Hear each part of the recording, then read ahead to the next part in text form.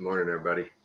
Just want to do a quick video this morning um, about a new outlook.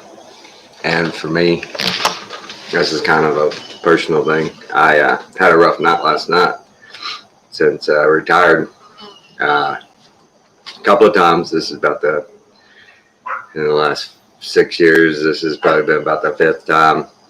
And it's basically PTSD. I was trying to sleep last night. I couldn't shut my head down. I couldn't shut it down. I couldn't quit doing surgery. I just kept doing them in my head.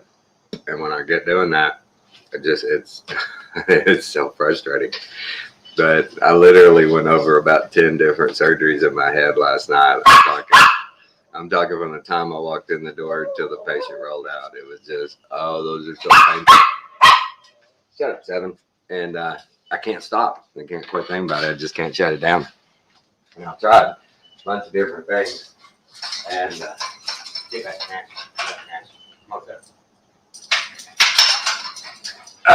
Sorry. Yappy dog has to come in.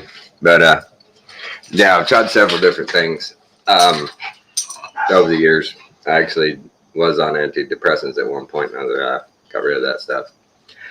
But it's crazy, and it seems to I guess you'd say, get worse in these situations when we move, because we have moved about every 5 years over the last 25 years. For my wife's work, she's climbing that corporate ladder, and but those kind of nights like I had last night, oh man, my brain is tired. I'm tired. I hate it when that happens. But it's one of those deals that, most people don't realize. Healthcare workers, and especially surgery, trauma, can get PTSD. And I never knew it until all of a sudden I was in the middle of it. I went and saw a therapist and stuff, and they're like, well, basically what you're talking about, PTSD. Healthcare workers, are subject to it also. I was like, nah. I never saw a thing that bothered me. I didn't ever see nothing that, but it's not about that bothered me. It's just that process in my head that my brain at the time was doing those traumas was in go mode, and my brain remembers that. And when I get in a stressful situation or whatever, it's kind of weird, but that's where I go. My brain, my mind will go there. And I'll just sit there in my mind and do surgery. And I've caught myself doing it when I'm mowing. I'd just be mowing along, and I'm sitting there going through a surgery in my head. Why? It does no good. Well, that's the only way my brain, I guess, can just say, it's okay, it's cool, chill out, no big deal. And just, these new situations, stressing out, just a move and all the logistics involved. I've been trying to keep it at bay, keep it down. Finally last night, rose its ugly head. I got a terrible headache this morning. I hate those nights. But I'm through it. I'm past it. And just ask, some prayers. I'm not a combat PTSD, but I'm betting I saw in my career way worse things than any soldiers ever saw. But that's a choice I made, and I'm not disappointed with it. I loved my career. I enjoyed every day. Whereas some people, they don't look forward to going to work every day. I did. A lot of people, even the people I worked with, didn't look forward to showing up every day. I did. One of the funny things a lot of people in my field will do to themselves is the day they go into work, do their job, before they leave every day, they look and see what surgeries they're doing the next day. And in their mind, they're like, well, I want to know so I can be prepared. Well, they just set their minds in motion for just, next 24 hours of, if you have any doubt about one of those, your brain won't shut down. You're looking on the internet. You're trying to figure out anything you can about that surgery. And those people they ruin their brains doing that. I leave work. I walk out those double doors and everything stays back there. I don't know what I'm doing till I walk in the next day. And I take a look. Okay, that's what I'm doing. But I'm glad I did that. I'm glad I never put that kind of pressure on myself, because now, with no pressure, my brain will just freaking start doing freaking surgeries. Laying there in the middle of the night. Last night I did a hernia. I did a PLIF, which is a percutaneous interbody lumbar fusion, and I did a bypass. I did a elbow. Oh man, that was crazy. Oh, I did an appendectomy. I did a deal in my mind about I can still remember teaching a new grad about an appendectomy, an open appendectomy, and I tell them you actually only need about 7 instruments. That's all you need. They're going to give you a pan of 100, but you only need 7. I said, you and the surgeon, you have those 7 instruments. I can get that appendix out in about 10 minutes. And so I went over that whole thing last night. Every one of those surgeries, I went over the suture, the instruments. It was crazy. But I sit there and there's nothing I can do. Just got to let them run out. And I was playing my solfeggio tunes, and I put one up to relax my mind. And then eventually went to sleep about 3 o'clock. And here I am again. But we don't realize how important our experiences are, and to be able to talk about them. If I wasn't able through this whole time to talk about this stuff with my family and friends, and now you guys, I could be a mess, but I'm not. Plus, my salvation keeps me pretty grounded, keeps me pretty sane. I could let this stuff really, really get my head messed up, but I know better. The Lord's watching over me. He's taking care of me. There's no reason for me to stress out over this stuff. But when your brain gets in that mode, what do? We look around and we see, these healthcare workers, and it was so sad. I can't remember. There's a special word for the healthcare workers. Hey, Flame, what's up? How you doing? There's a special name for the PTSD for healthcare workers. So before I got on, I could not remember that word. So I went to look it up, and geez, every single thing about PTSD for healthcare workers is nothing but COVID. It's just COVID. Do they, healthcare workers get PTSD from COVID? Should healthcare workers who are having symptoms of PTSD stay away from COVID patients? God, that was ridiculous.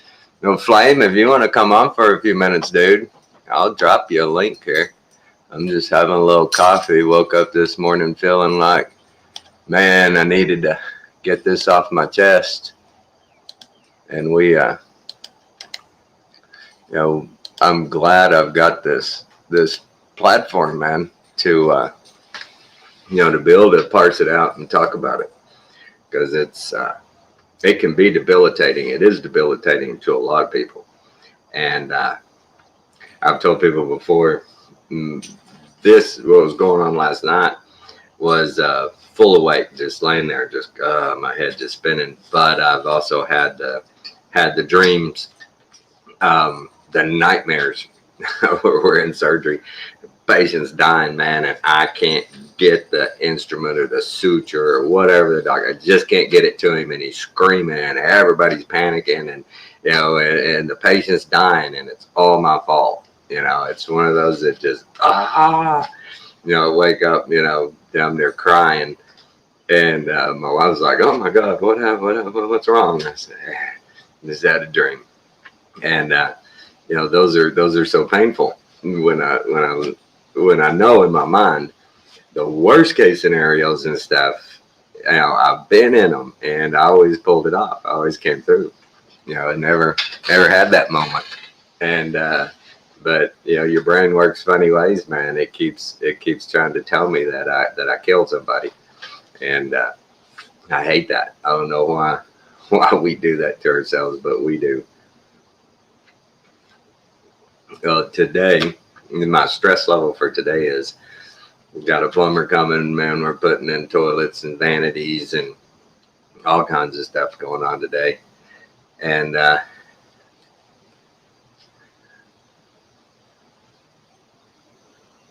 oh, dude, I hate that for you, man. Wow. Get off them sleeping pills, dude. Get the Solfeggio tunes and start playing them 24 hours, you know, in your house. And I was having trouble there for quite a while. And the Solfeggio really helps.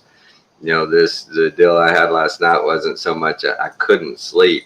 It was just something that triggered my brain to start thinking about those things. And once I start thinking about them, I really can't shut them down. But man, insomnia is a bitch.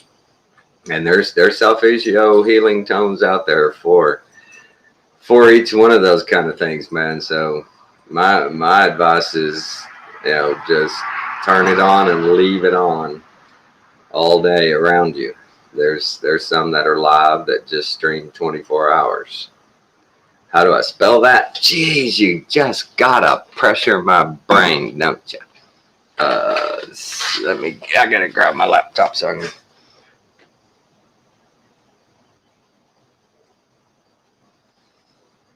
I better put it on here so I can. This is gonna be close enough.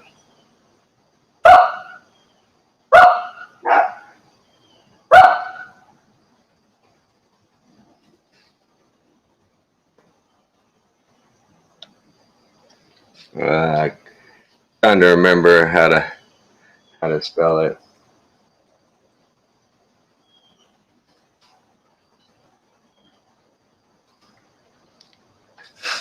I think that's close enough, Flame. I think that'll get you there. And one of the best deals I found early on was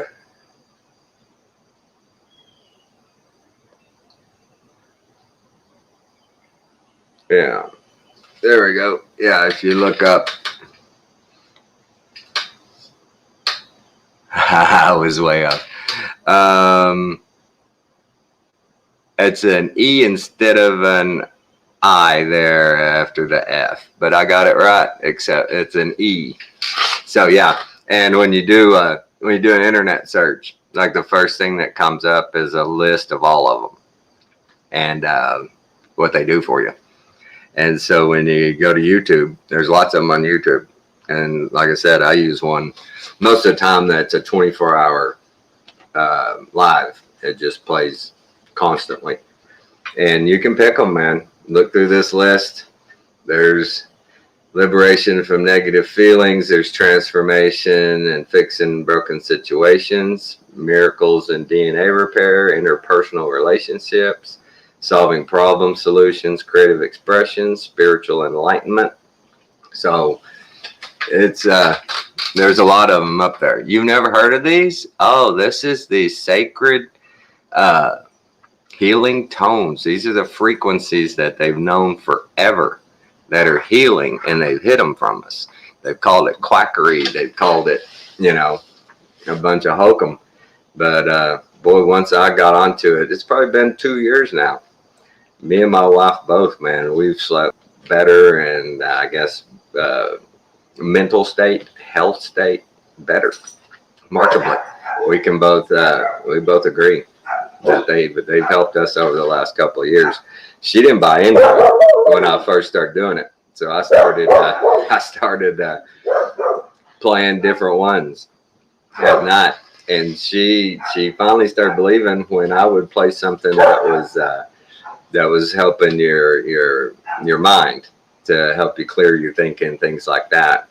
She could tell. And then when I was playing something that was just for relaxation and sleep, she could tell. She got to where she could tell, and she'd be about 30 minutes in. She'd be like, I don't like this one. Which one is this?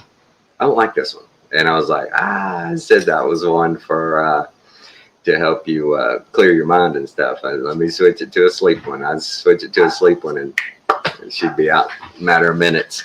She at first she didn't believe it was working. I was like, baby, I turned that on, and you can't even hear it. She's got one deaf ear, and I said most of the time you got your deaf ear up, and you can't necessarily hear it, but boom, it knocks you right off to sleep, and you don't even realize it. And so it's pretty good stuff, man. If you're having troubles like that, I would suggest pick your schedule and go, okay, I want to go to bed at this time, and start that plan about an hour before. Find you something that, relaxes you. Find you something that gets you in, where you're comfortable, and it'll work. It'll work. But it's also one of those things that if you don't believe it's going to work, it's like anything else. It's not going to work. Your body's not going to accept it. It's going to fight it. So when you come into it with a wide open mind and go, and yeah, this is gonna work. This is gonna take me where I need to be, and it'll work. It'll work. But it's like anything else. If you fight it, and you tell yourself this is hokum. This ain't gonna work. Probably won't work for you. But it's one of those deals where it was really a godsend for me, because at the time I was still taking antidepressants and stuff. I was still taking muscle relaxants. I was taking pain pills. I was still doing all that for my back and my pain and my sleep. And I just put it all down one day and told my wife, I'm going to try this new medicine, these frequencies, see what happens. And it worked. It worked, man. 20 minutes in, 21 minutes into this. That's all I wanted to do. Just say, get that off my mind, because that had bugged me all night. And if most of the time after I have a night like that, it really helps to be able to get it out. Just whether it's a one-on-one with a person, something like this, it's just good to parse it out and talk about it. And, I try to analyze why those surgeries. What was that? Why those? What's going on? And it's usually to do with something physical on me. My back's hurting. I told my wife, since we moved out here, I've lost 12 pounds since we moved out here. She got on a scale last week and said something about how much she weighed. I was like, oh, really? Because she's gained some weight since she's been out here by herself. And so I went and got on the scale, and she's like, oh my God, I think she weighed 3 pounds more than me. And, that's not bad. She ain't fat. But this morning, I went and stepped on the scale. I'd lost 12 pounds.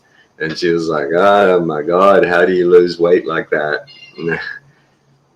Yeah, Flame. Yeah, I was a surgical technologist for actually scrubbed for 22 years. And yeah, I've seen it all, dude. I've seen it all. I always tell people I'm probably the only person in the world that's a certified surgical technologist and a certified HVAC technician. I can fix your aorta or your ass. I can fix your heater or your heart. I can fix your AC or your AC joint. I know how to fix them both. No problemo. And now the doctors are some of the cheapest bastards on earth, man. When they found out I could repair and install air conditioning, heating equipment, everybody wanted a deal. Hey, man, can you get me a deal? And I only did it one time. And the reason I only did it one time was because the worst happened. The surgeon that I had my dad go give him a good deal on an air conditioner did nothing but bitch about it from there on. Just bitch. And it's like, dude, you got a great deal. Hey, girl. Hey, y'all. Well, see, Flame, I didn't think I could ever do that kind of work either. Before I ever went to school, the healthcare situation. The one that I remember being in high school, a friend of mine, a guy on the football team, had an appendicitis. Right, but he had an appendicitis during the football game, so they took him to the hospital and he had surgery and stuff. And we went to visit him the next day. And while we're in the room, the nurse lab comes in and they draw some blood. And I'm standing there watching, no big deal. And man, next thing I knew, I was about to pass out. I was sweaty. Oh, that was terrible. And that was just watching them do a needle. And so I never imagined I could do it either. But it's one of those things, man, when you learn at that pace. I've been nursing, CNA. Boy, CNAs are invaluable. You people, y'all don't get enough credit. CNAs just do not get enough credit. That's something my wife over her career, she, good CNAs, man, she pays them good. Her CNAs love working for her because she realizes their value. And her good CNAs, man, they get taken care of. But what was I saying? Geez. Over the years, when I went to school, it was probably 3 months before we went up to a hospital and got to do a round. Just they took all of us and we got to go into a surgery and stand against the wall and watch. And you really can't see much, but they let us in the room. And I remember watching. And the first time we went, we weren't even allowed to speak. We were we were so green. We just hold a wall, stand against the wall. And so we went back. The next 3 weeks, we went back 1 day a week, just kind of introducing us to the hospitals. We go to a different hospital and introducing us as students. Well, the third time we went, we're standing in a room and they're doing a total hip. And the surgeon, it's me and 3 other people, like 4 people to a room. And you can't put everybody in a room. And the surgeon just looked at me and says, "Y'all are students, huh?" He says, "Yeah." He says, "Everybody want to scrub in?" I said, "Well, I do. I'll scrub in." And they're like, "Okay, get him some gloves, get him a gown, let him scrub in." So, man, I went and scrubbed in and they watched me scrub, make sure I knew how to scrub. And I'm only 4 months in. And so I get scrubbed up and gowned and gloved and I get in and surgeon's a real nice guy. He's like, "Have you ever been in a surgery?" I said, "No, sir, this is the first time." He goes, "Well, you're going to like this." It was a total hip. This is a pretty big lady, man. And when he took that knife and he cut her open and that flesh laid open, man, I was hooked. I was like, "That's cool, man. That is so cool." My daughter had my, oh, she found your charger. Oh, that was just so great, man. What a great experience. That probably was the most important part for me that kept me in the game. If I hadn't got to do that at that time, I don't know what I would have done. I would have stayed in the field, but that just lit me up. I love that, man. When we got the saws and the drills out and started cutting bone and hammering and shit, I was like, "Yeah, man, I can do this. This is great." And I don't know, I don't guess I've ever really given my background on this. Seen some, yeah. Well, no, it's not for everybody. But for me, when I was in school, I did something that nobody else in my class was willing to do. I went to school in Lubbock, and we got to do rotations at St. Mary's, at University Medical Center, at Westwood Medical Center. I think that, yeah, those are the only 3. Well, comes time to assign, and they gave everybody right off the bat first choice. Where would you like to go? And so everybody's, "I want to go to St. Mary's." Everybody loves St. Mary's. And everybody was afraid to go to University Medical Center because it was a teaching hospital. It was a big teaching situation. And why were they afraid? I'll go to Medical Center. And after my first rotation there at Medical Center, I was way ahead of everybody. I was first scrubbing gallbladders and knees, and I was getting to scrub in on open hearts. And these people were barely getting to even scrub in and hold a retractor. Oh, your husband is an electrician and HV and plumbing. Cool. So y'all rich. Y'all rich, man, if he's all that. Y'all making some bank. You guys, y'all get an arm and a leg, man, to wire in a panel. Them electricians take bank. But in my schooling, I did that first rotation there, and by the time my first rotation was over, they were all going, "Where are you going next?" And I was like, "I don't know." They're like, "Well, if you can stay here, stay here. We're in a groove here. We got you going." And I was like, "I'm gonna see." So I did 3 of my 4 rotations there at University Medical Center. That's where I got to see a muscle flap. That's where I got to learn open heart. That's where I got to learn general surgery, because it's a teaching hospital, and it was so cool because every surgery you're in, there's residents in there, and there's medical students, and they're asking questions. And man, I was learning right along beside them. I got every bit of information that they got, and invaluable, just invaluable. After my first couple of rotations, man, everybody could tell I was way ahead of the curve. My instructors, everybody. And everybody was coming to me going, hey, what about this surgery? Have you ever seen it? Yes, I have. Yes, I have. I was always able to say, yes, I have done one of those. And so I graduated first in my class, 4.0. I even got my first President's Honor Roll freaking certificate, man. I'd never made Honor Society. I'd never made nothing. And my family was just like, what in the world? I barely graduated high school, man, literally by the skin of my teeth. But my career, my schooling, somebody asked the other day on a chat, and I put a little synopsis in there in the comments. But being in this field as a surgical tech, you're not going to get rich. You're just not. It's not the highest paying position in healthcare. But for me, it was the most rewarding. And I was not about to get out of there. I had nurses and surgeons and my wife. You ought to go to RN school. You ought to go to RN school. You make more money. I said, no way.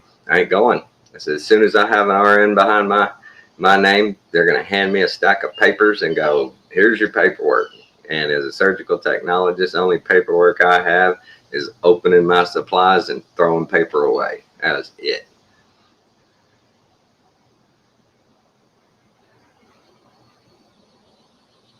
I hate that for you. I hate that for you, girl. Now, my dad, with his air conditioning heating business, we did well. He did well. He had me and my brother his hands, so that was free labor.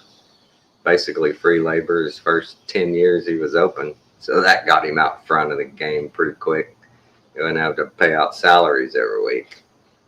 I hate that for your husband and you. I pray for you guys and y'all get some relief. That paycheck to paycheck is not. It's not cool. Thank God. Thank God I was never in that position. Thank God.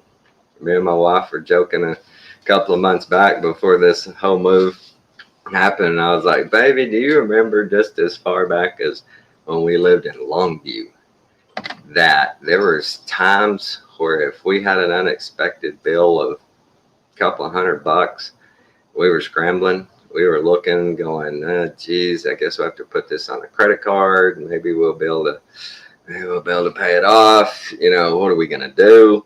But, through faith, prayer, and hard work, that is no more. I'm going to be here listening, but I'm feeling loopy. You're feeling a little loopy. Oh, dude, I wish I had an edible. I wish I had something, man. I'm out. And out here, it's a funny story out here in Beaumont. I look back on my text, December 31st of last year, New Year's Eve. I was out here visiting Kathy, and I went up to Twin Peaks. And I asked my bartender, which bartenders, in my experience, throughout the world, are really reliable on if you need some weed or anything. So I asked the bartender, and she says, "Yeah, yeah, hang on." And she looks and she goes, "That guy right over there." And I said, "Well, hook me up." And so she talked to him, and he and I talked, and he got me a bag and everything, and I hadn't needed any from him out here since New Year's Eve, and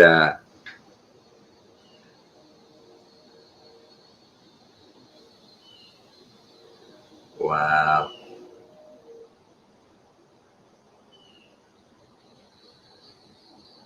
Yeah, that's the way it happens. See, my brother is now running my dad's business, and he's a master plumber, and he pays his plumbers about $75 an hour. He charges $125 an hour for them, and he pays them about $75 an hour. So your husband is getting reamed, man. Heck, as a surgical tech, I was making over $20 an hour 15 years ago.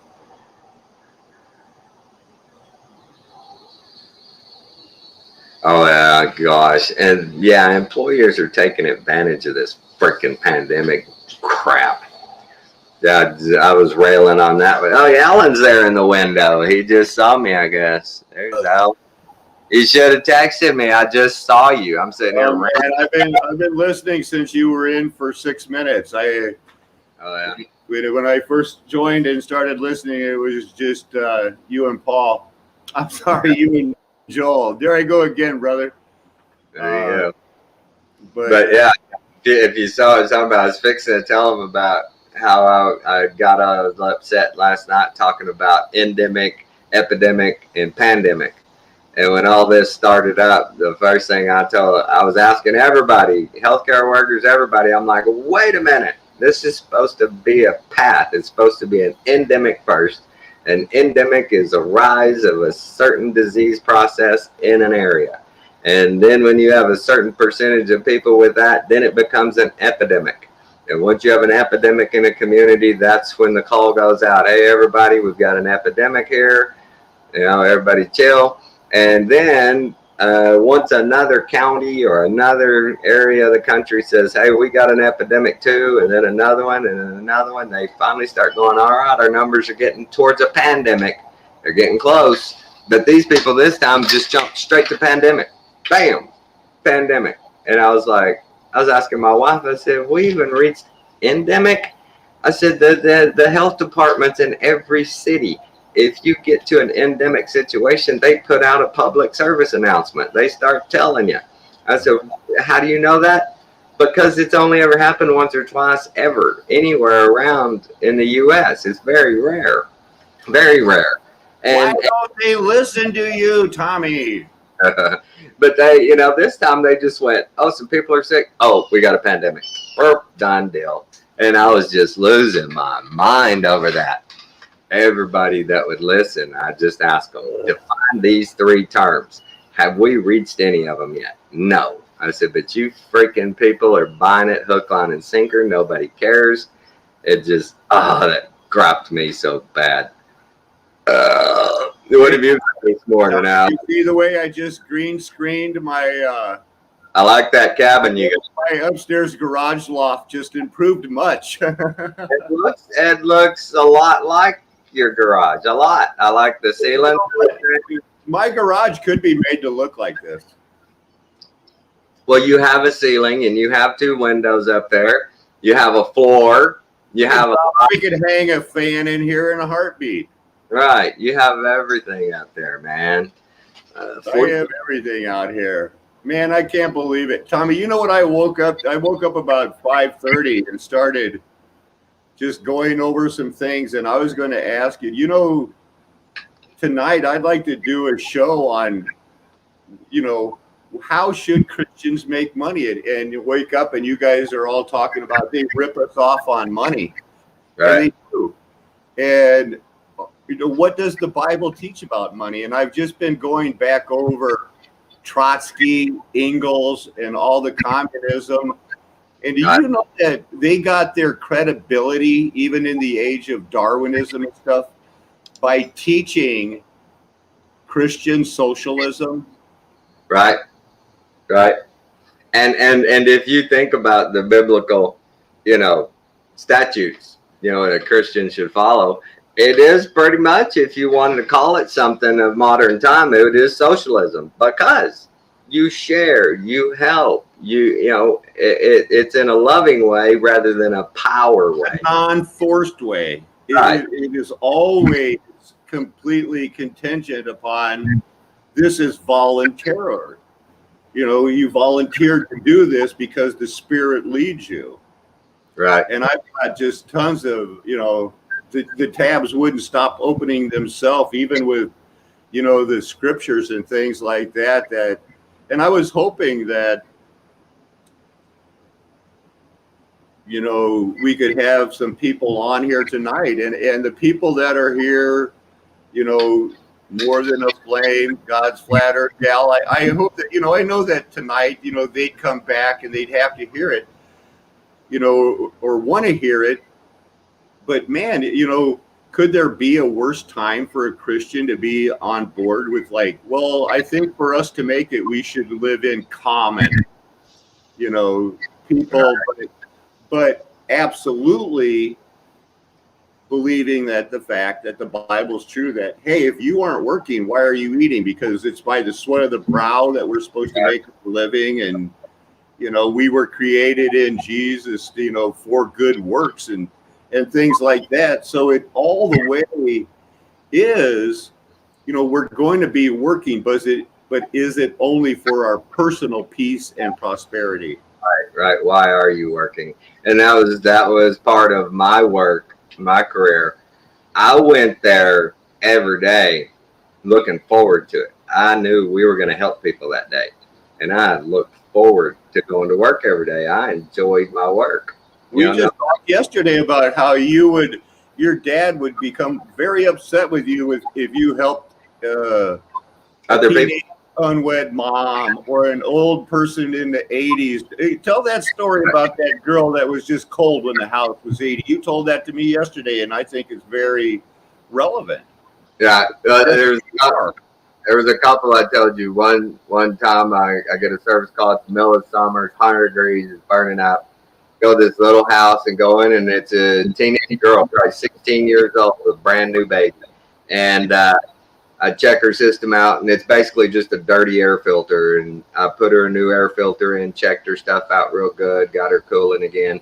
And she's, I can tell she's nervous. She's like, how much is this going to cost? And I told her, this ain't going to cost you nothing. You don't worry about it. And I went out to the truck, and I got her another filter and gave it to her and told her, in about a month, check that one if you need it.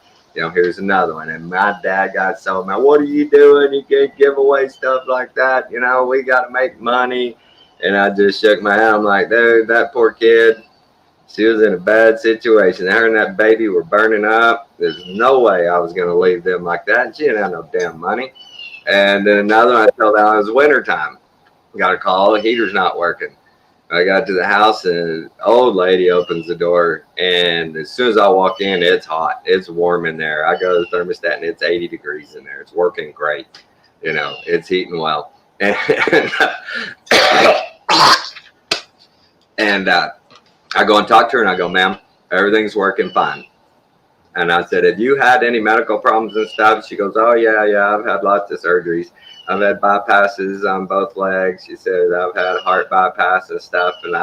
And not even knowing a whole lot about medical at the time, I told her, I said, look, you probably got a circulation thing, and your hands and feet are probably going to be cold quite a bit. And that's hard. I said, but it's plenty warm in here. And I showed her on the thermostat, and I didn't tell Ellen this. I said, but I took a little marker and I put a line on it and said, if this red thing gets below that, then you call me.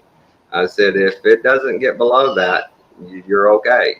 And I didn't charge her. And same thing. My old man, he got so upset with me. Why are you doing that? And I just looked at him. I didn't know what to say. I'm like, I can't do that to people. I just couldn't do that. I could not tell that lady, okay, you owe me $75 for being here 10 minutes and telling you everything's okay. I just couldn't do that. But you know, when it comes to money, and that's one of the things Alan and I've talked a little bit about. My dad, you know, he's saved, he's a Christian, and he's gone to church a lot, and he knows the Bible well. But when it comes to money, that man is just wow. He is the greediest, tightest, money grubbingest person ever.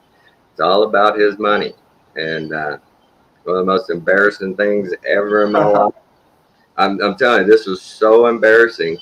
My wife's best friend, Sherry, that died this last December, she worked in a doctor's office, and that was the doctor my dad went to. And she tells us one day that he was in there, and there were a couple other patients. And he starts talking to him, and she said he just sat there and bragged about how much money he had made, how his vehicles, his homes, his stuff, just oh. And she said I finally just took him back to a room so he, you know, to shut him up and leave people alone. And I was just like, I was so embarrassed. And you know, she knows him well, and she's like, I agree. I don't know why he's that way. He's been so blessed, and he's still one of those people that thinks it was him. It was all him. You know, the Lord didn't bless him, or well, he'll say he was blessed, but the work he did was him, all him, right? And the money he made was all him. And you know, people from his generation, they always use the same excuse. Well, when I grew up, we were poor. We didn't have anything. You know, you have to save every dime. Yeah, but God delivered you. God blessed you. So why wouldn't you give back? You know, just little things like that throughout my life. His own mother lived 60 miles from us in Sweetwater, and we're over there, and all she has is a little window unit and a wall furnace. And me and my brother tell my dad, we're like, Dad, what's you put an air conditioner in her house for? She needs an air conditioner. And he's like, she can't afford an air conditioner. And me and my brother were just like, you can. It's your mother. Good Lord, what's wrong with you? And finally, it took him about a week. Finally, it hit him, and he ordered her some equipment and did it, and sent the guys over there and installed her an air conditioning system. And she was so grateful. Oh my God, you know, she burned up in the summers and froze in the winters for years, and he didn't do anything. And all that hurt me. That just bugged me. Yeah, that's my guy Tommy, everybody.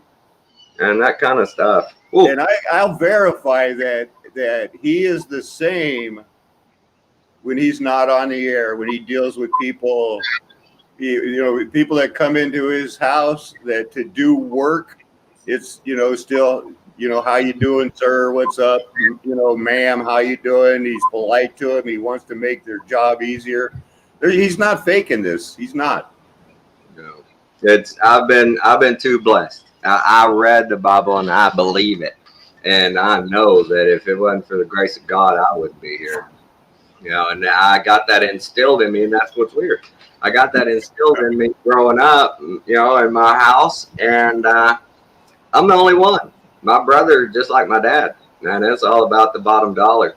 You know, he's about as cheap and tight as they come. You know, and I'm just the opposite. I just give it away. Go. I don't need you. Get out of here, money. You know, it's evil. I'm doing good with it. I'm not going to do evil with it.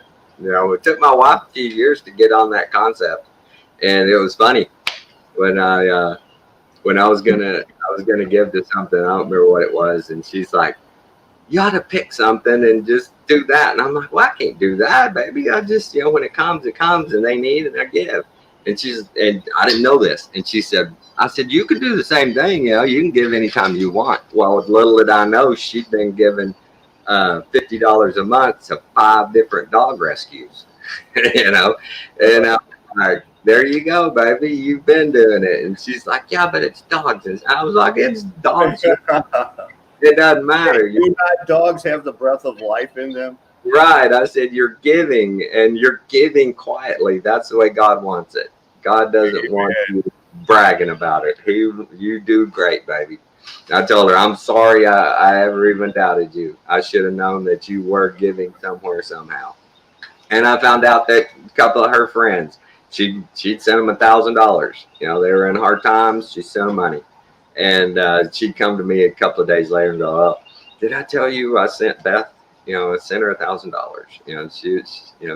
She didn't get her check till the end of the month and she's out. And I was like, okay, I don't care. Great.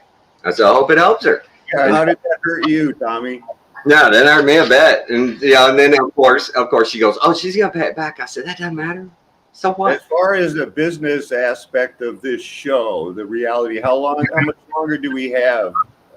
How much longer are you planning on staying on? We're 49 minutes in. I guess I was going to knock it off at about an hour.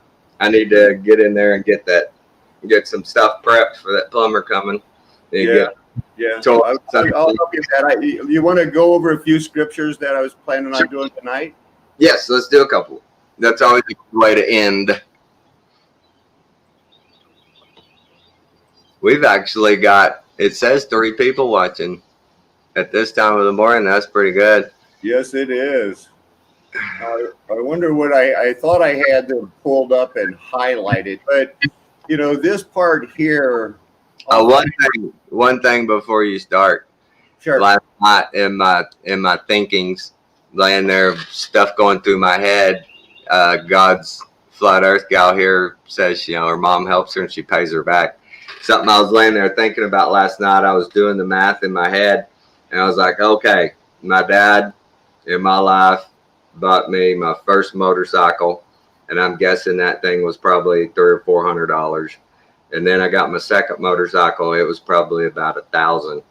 I said, and then he got me my first vehicle, my first truck. It was probably $2,500, $3,000.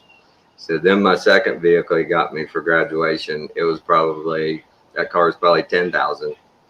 He said, and then my schooling was $2,500. I added it all up, and I said, I'm gonna write him a check before the end of the year for every dime of that. Give it back so he can't hold that over my head anymore. He's held it over my head my whole life. You know what I did for you? The motorcycles I bought you and cars I bought you, and all that shit. And I'm gonna pay him back. I'm gonna write him a check for about $18,000 and tell him there, I'm done with it. I don't know. Good for you. It's good to you that you purposed, you made that intent, and you followed through. Yeah, I can't take that anymore from him. He just holds that over my head too much, and I have the ability to reimburse, so I'm going to reimburse. Hey, man, take that one away. Yeah. So here's this is all about the money that, Paul was gathering to take to Jerusalem because, they were hurting. The Christians there were getting ready to be besieged. It was getting tough. James was about to be martyred. Right. So I'm going to start in verse 8. And I say this is not as a command, but to prove by the earnestness of others that your love also is genuine. For you know the grace of our Lord Jesus Christ, that though he was rich, yet for his sake he became poor, so that you by his poverty might become rich. And in this manner I also give my judgment. This benefits you, who a year ago started not only to do this work, but also desire to do it, raise money for people in Jerusalem. So now finish doing it as well, so that your readiness in desiring it may be matched by your completing it out of what you have. For if the readiness is there, it is acceptable according to what a person has, not according to what he does not have. For I do not mean that others should be eased and you burdened, but that as a matter of fairness. And I know that's a hard word because, fair for who? But as a matter of fairness, your abundance at the present time should supply their needs, so that their abundance may supply your need, that there may be fairness, as it is written. Whoever gathered much had nothing left over.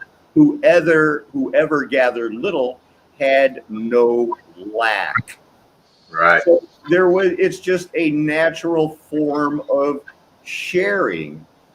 Now, this is an interesting word that you'll catch in this. Now, this may be interpreted allegorically. we have permission from God to use this allegorically, unless it says in the Bible, this is a type. We are not allowed to interpret it exclusively as a type or a metaphor or an allegory unless it says so. But here are an allegory of two covenants. One is from Mount Sinai, bearing children for slavery. She's Hagar. Now,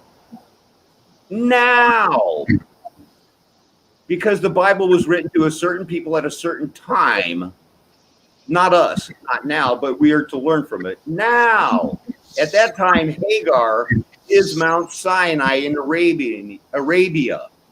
She corresponds to the present Jerusalem, the one that was what? Guilty of rejecting Jesus Christ in the most brutal, unkind, selfish way. She corresponds to the present Jerusalem, for she is in slavery with her children. But the remainder, the Gentiles and the nations of the world, the true Jerusalem above is free. She is our mother. So what we have here is permission from God that this may be interpreted allegorically. Who were the children of Jerusalem at the time this book was written? They were Hagar, corresponding to the present Jerusalem. They were living in slavery. They were not a free people. They were a very greedy people saying, Corban, I have this money, but I can't go to my mom and dad right now because it's invested and I'd lose money. Well, wham. Very difficult. Hang on. This next part, does that not speak of today? For the children of the desolate, one will be more than those of the one who has a husband. Are there more unwed mothers around now than ever before? And should we not be obligated to help those children still? Right. Oh, yeah. I was going to skip that because, you know, the Jerusalem above is free, she is our mother, stuff like this. This is hard for a lot of people. Oh, barren one who does not bear, break forth and cry aloud, you are who are in labor. For the children of the desolate will be more than those of the one who has a husband. That's hard for a lot of people, and since we didn't have a lot of time, but it's hard for people to following up on that. Now you brothers, these are his true brothers, like Isaac, are children of promise. God promised to have a people that he adopted and called, predestined to be chosen for grace, so that they would have no reason to boast. For one reason, so that they wouldn't have any reason to boast about, look what I did. Right, right. What is the mystery of the gospel? It's not that somebody was going to die and be buried and raised again. The mystery is that the Gentiles are fellow heirs, members of the same body, and partakers of the promise in Christ Jesus through the gospel. There is no one set people that, and if they didn't like that Messiah, he's going to change and come back better. Amen. It's right. not going to happen. Right, right. And you know, for the Jews themselves in these days, like you've said, those aren't the Jews of the Bible. No, we are the spiritual Israel. Right. Therefore, Ephesians chapter 4, verse 25 says, therefore, having put away falsehood, let each one of you speak the truth with his neighbor, for we are members one of another. Be angry and do not sin. Do not let the sin go down on your anger, and give no opportunity to the devil. Let the thief no longer steal, but rather let him labor, doing honest work with his own hands, so that he may have something to share with anyone who is in need. Now that is just what Zacharias, you remember Zacharias was a wee little man, and a wee little man was he. Right. When he found out, wow, I'm not really working, I'm raising taxes for the bad guys. He said, if I've wronged anybody, I'll pay him back 4 times. because he wanted to please the Lord. Right. Right. Proverbs 19:3. People ruin their lives by their foolishness and then are angry at the Lord. Right. When a man's folly brings his way to ruin, his heart rages against the Lord. Well, that's the opposite of the way you should feel.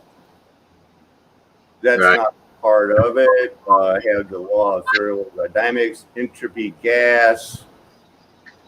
Right. What else are they lying about? The creature from Jekyll Island, G. Edward Griffith. You know, this is what it's all about, man. They did it. They made us all think that Christian is capitalism. Right. And we fight for it, brother. We fight for it. Oh, I know. Right. Act like without it, Christianity couldn't exist or something. It's really a weird dynamic. How did Christianity get twisted to a monetization theology? What I don't is get it. Christian communism? It's a theological and political theory based on the view that the teachings of Jesus Christ compel Christians to support religious communism as the ideal social system. Although there is no universal agreement on the exact dates when communistic ideas and practices in Christianity began, many Christian communists assert that the evidence from the Bible suggests that the first Christians, including the apostles, established their own small communist society in the years following Jesus' death and resurrection. How else could the gospel be all over the world? It takes money for those missionary trips, boat trips, such. As such, many advocates of Christian communism argue that it was taught by Jesus and practiced by the apostles himself. Some historians confirm this.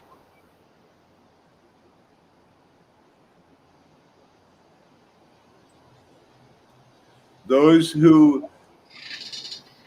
are those who view this early Christian church, such as the one described in the Acts of the Apostles, as an early form of communism. Well, they held all things in common. Right. Right.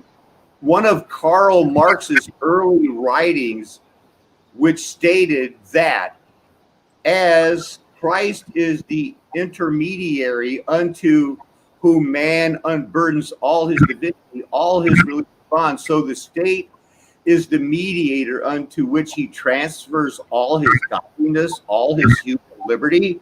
Wrong. Wow. See Well, how they take it and interpret it? So wrong. Yeah, that was a nice try. Swing and a miss. But we find out that during that time, there was a Thomas Müntzer who led an Anabaptist communist movement and were persecuted for it. The Marxist ethos that aims for unity reflects the Christian universalist teaching.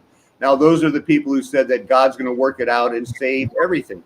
Remember a couple of months ago when I said, I want to form a church called the Flat Earth Nation Hutterite Reformed Christian Church.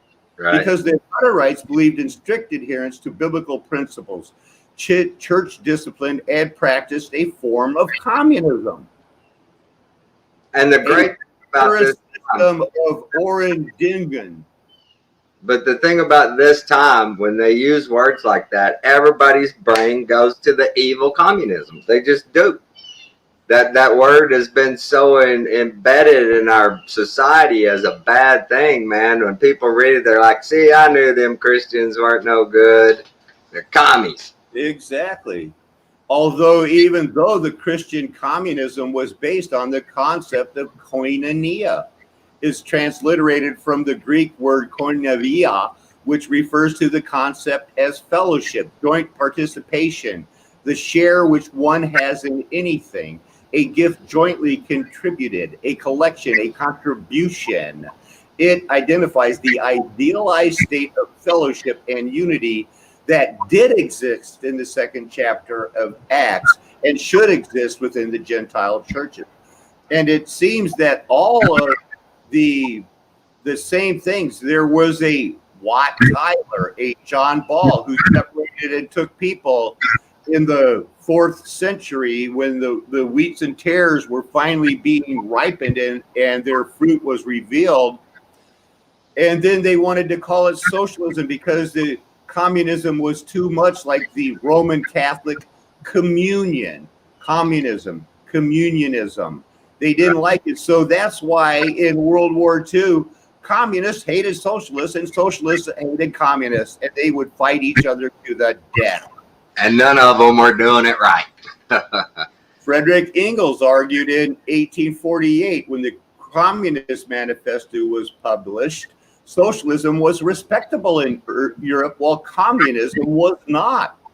The teachings of Jesus were frequently described as socialist, especially by Christian socialists. Owenites. Owenite is a utopian socialist philosophy of the 1800s socialist reformer Robert Owen, who were known as Owenites. Benjamin Owenites? Who knows? Right. We've got to work this out and figure this out. And I know that we're running out on it, but without it, you know, how recently were they thinking we could do rocket mail? Wow, that's cool. But was it really just a way to make stamp collecting something that should really be happening? Well, yeah, those astronauts who were just getting paid basically lieutenant and captain's wages smuggled letters up so that they could come back and sell them for $1,500 a pop. Right. Because it's all about making money, and you kind of just have to let it go. Because isn't it the Christian thing to do to make money? Right. Scott Warden and Irving. Oh, these 398 postmarked envelopes, 243 authorized NASA stamps weren't supposed to sell them. Well, he sold them as soon as he got back. They were paid $7,000 under the table. Even Captain Swigert, famous from Apollo 13, the part played by the 6 Degrees of Separation, Kevin Bacon. You know, so, and here's the letter. Okay, boys, you Mercury astronauts, here's your payment for 20 grand, a fortune in 1960. Right. So that's where we're at, Tommy. That's what we got going. That's what I wanted to share on the screen. Right. Is that, do we really have to go into Christian socialism? I believe we do. I believe we have to embrace it in that if there are true family. Right. Last night when I got to bed, I was looking at some stuff, and I saw a deal on Twitter where Crow 777, they were having a flat Earth roundtable, and so I clicked on it, and it's this Rufkin. Anybody read that? Rufkin.com, and it's free. I went in and set up an account, and they had a how long was it? Almost a 4-hour long flat Earth discussion. And it was everybody. Dave Wass was on there. Crow was on there. Sam Tripoli was on there. There was a ton of people on there. So New Alternatives, I'm going to look into this and maybe set up a platform on here so we can put videos out on here. Because we're going to have to YouTube. Yeah, it was cool as heck.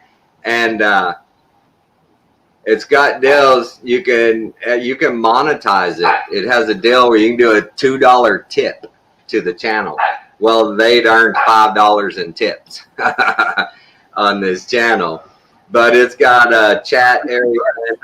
It's got all of that. It's got all the guys who's in there, you know, who's on there. Their links. So I'm gonna look into this today, and I'll be updating in the future. We may may do a deal there too and try and help people migrate away from YouTube.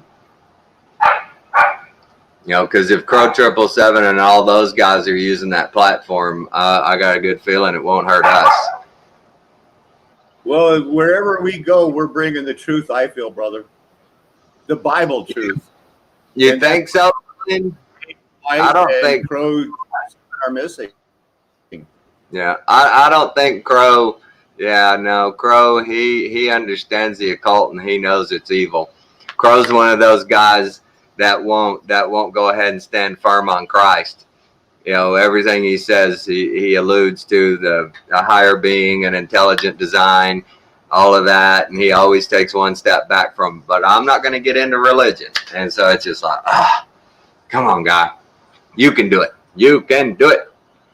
Let's you pray can for step him. into Yeah, I've prayed for him a lot. He's one of those smart guys that, you know, I think he's one of those, if the veil was lifted for him on the Bible, boom, that guy would explode on the scene with more information and more proof than anybody we've seen to this date. But he's being held back by the devil.